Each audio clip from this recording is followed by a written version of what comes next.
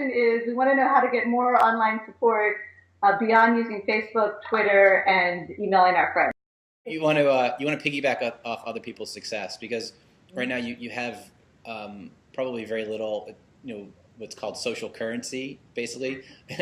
Other than on Facebook. I mean, you have a lot of friends, 500 friends, 200 friends. It's a lot of people.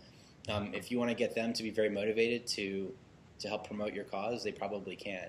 But in the meantime, you should use these other tactics, specifically focusing on commenting on as many food blogs, using hashtags to get into conversations on Twitter. So our question is, how do we get an industry as powerful and entrenched as fast food to change when we don't see any real desire for change coming from within?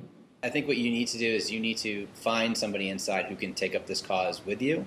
That's probably the hardest part. Doing it on the external side, you're going to have to bring to market a competitive challenge to them. That's what's going to make people want to change their ways. With the fast food industry, my guess is that if you were to create something that were to challenge them, they would just try to co-opt your idea and sell it and kind of destroy your idea. So if you really want to work with one of the major chains, you would have to work with one of them on the inside and get one of them to be your change agent for you. How do you see the story or the characters that we've put forth as laying the foundation for creating or for reinventing fast food? Having a point of view for what people can do to make their situations better, that to me seems like it might be even differentiating in this, because it seems like a lot of the conversations that we're having so far have been more about, okay, how does the fast food industry change their ways to help change the environment? And if your point of view is more, okay, we're the people, we need to change how we view food and how we eat, and here's how, even if I'm in the worst situation possible with no food around me in these food deserts, how do I do it? That would be a really compelling story too.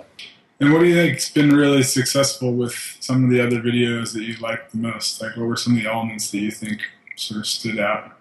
Like, this round is really the round that matters to me, is what's the idea, and so right. I'm really going to be looking for. I have a very short attention span as far as like patience, and I know as soon as it comes on, like if I'm not kind of captured right away from it, it's going to kind of I'll probably end up watching it because I'm one of the experts, but the people that are watching it are really going to want to be kind of hooked in from it right away. So how are you going to get me in the first 10 seconds? So basically we are wondering, because we are young, we're still in undergrad, so we want to know how we can make people take us seriously. I think on this, it's really about your idea and how you put it together.